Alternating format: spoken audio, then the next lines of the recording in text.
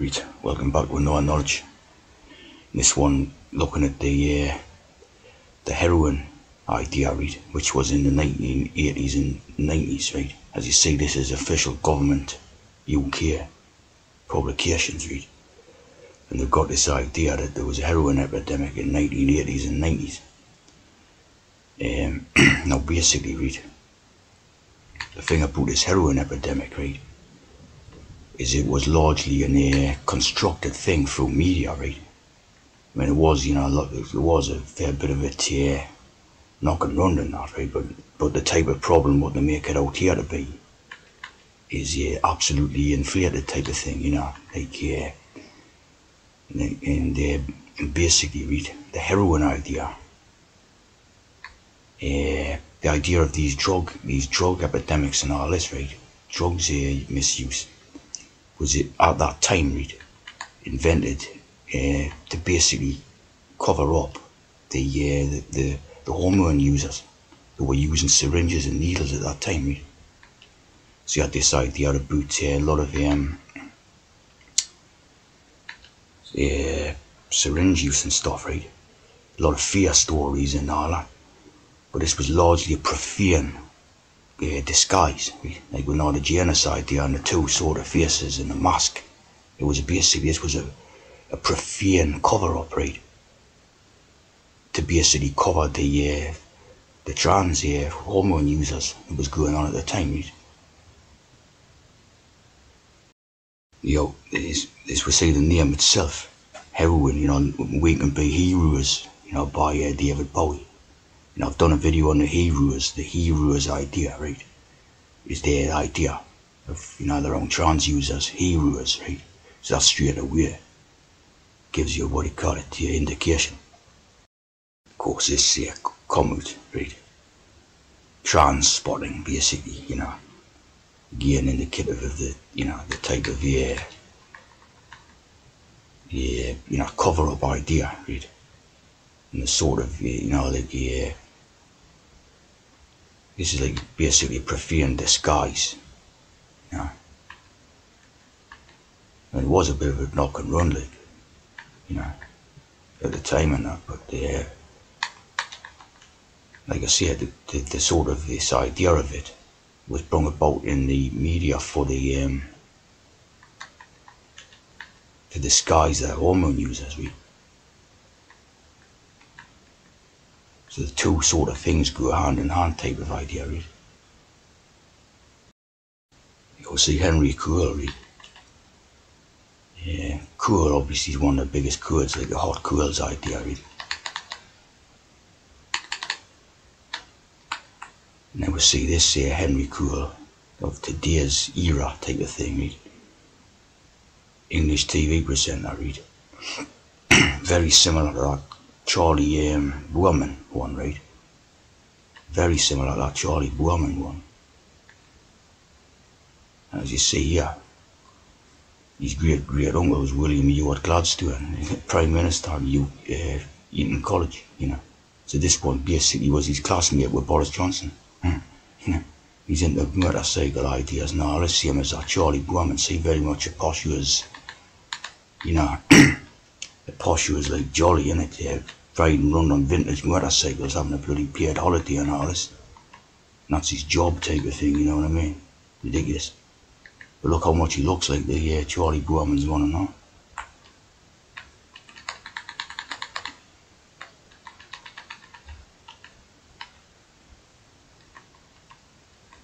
There's the old one who credited with devising the concept of sending greetings cards at Christmas time. Very Masonic, eh?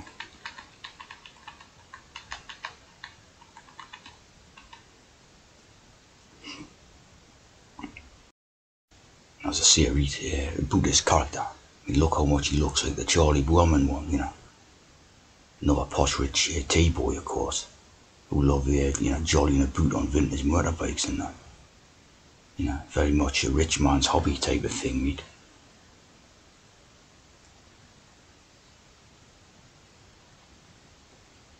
Look at that. It's a classic tea drinker, like, got It looks like so many of them, like Vic Reeves and Boorman and all the rest, the total trans, like a woman basically in that way. Right, and this trans, right? Yeah, apparently, right, he was a heroin addict. Right? He was a heroin addict in his late teens and early 20s, so he went to Eton College, right? And it says he was a heroin addict, right? So again, you have to take everything these people give you with a pinch of salt, like it's,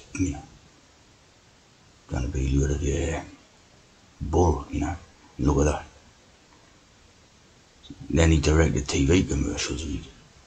And finally directing films such as semi-autobiographical Mad Dogs, right? And this is about heroin use, this movie, right?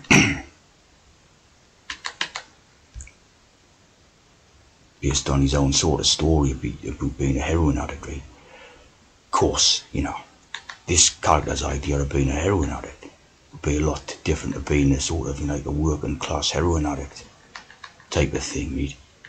This character, he probably took it a couple of times in his Eton dormitory and then decided that was like enough to make him an addict, so he then write a bloody book and then direct a film about it, you know what I mean? Cost average.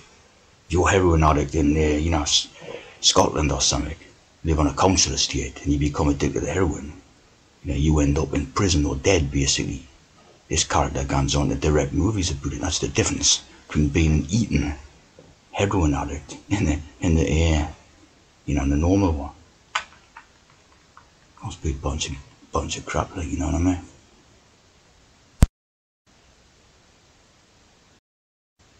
A very similar thing applies to the crack epidemic, which was largely America-like type of thing. You can see there 33 photos of the crack epidemic. This was a similar type of thing where they created a profane disguise, right? And fear-based type of idea to protect their own like their own trans program and their own sort of hormone users and all that, right?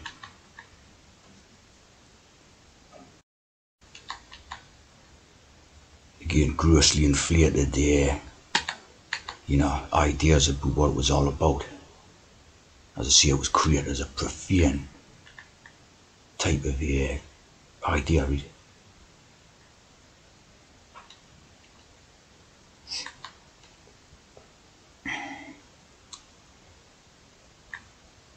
Interesting sort of stuff, yeah.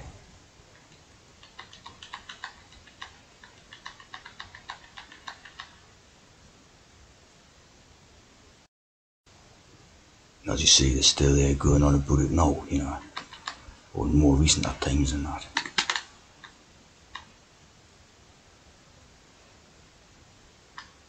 Ideas about, smoking, crack idea and all this, but what they call the crack rock, right? Crack cocaine known as rock. It's like a free idea.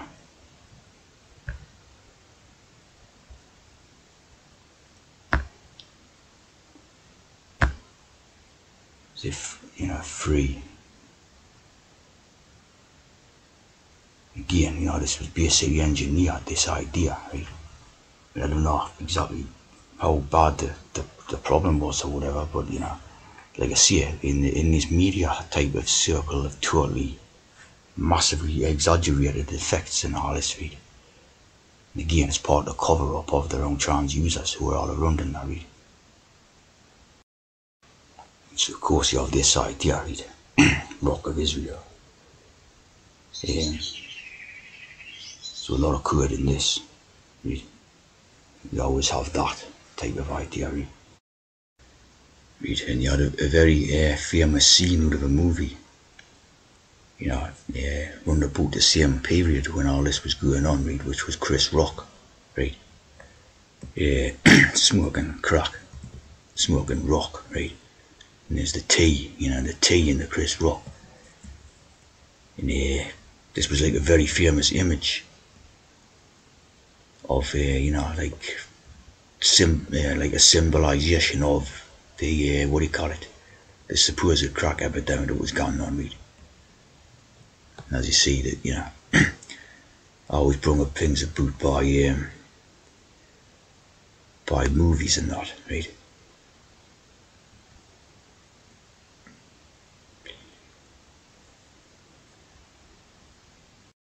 This was in the movie called New Jack City, James Jacob again, right? So obviously something to do with it, right? And of course, you know, they're very organised in the way they cut things in. So of course, you know, it's to do with rock. So it was, you know, that actor called Chris Rock, you know what I mean? Very organised type of things, the way they do things in that. And like this was one that the major images type of thing to bring about the, you know, the fear of crack and the being a crackhead idea and all this. So it's very much used as part of the, what do you call it, brainwashing inside. Again, interesting at the time. You had just prior to that type of crack epidemic stuff in '91.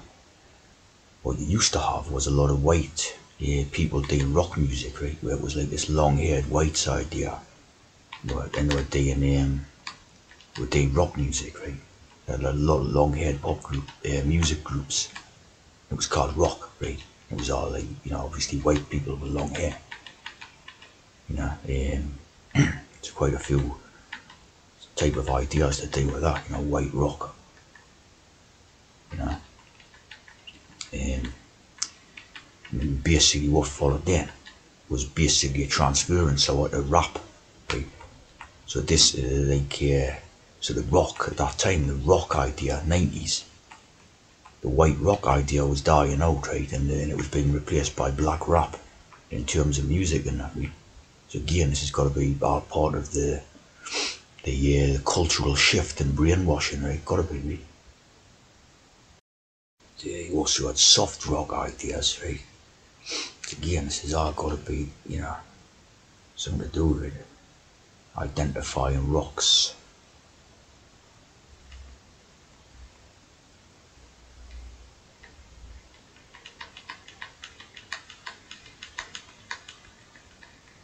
Yeah, there's even some new music group there called the Soft White 60s, you know. Crazy stuff, like, so basically, when you had the rock, the white rock was dying out, right? Interestingly, one of the groups was called Europe, right? Europe. And there, the rap music was coming up, right? It was becoming popular and all this, right? Again, you know, this is all part of the cultural shift and the brainwashing and the sort of, you know, the way of leading the sheep type of thing, you know what I mean? Shepherding the sheep type of idea, right? So this rap was starting to get popular as the white rocks idea was dying out. So again, it's all coded together, you know, it's all the same thing type of thing, right? And as you see, right, Europe, these were like exemplification, again 79, these were like exemplification of the white sort of rock band idea, you know, very Swedish. Look at the TH, you know, look at the TH, right? So these are total sellouts, like, to you know, to Europe and that. They're called Europe and that. Wings of Tomorrow and the Final Countdown, see? Very good indeed, right? These were like, you know, total pretty boy, because obviously they're trans, right? Total sellouts against like the European peoples, basically, right? The Final Countdown, you know, totally good. Bundy, who was very big at the time, right? Done Rapture, you know, so obviously this was the Rapture young young white males basically and rapture them with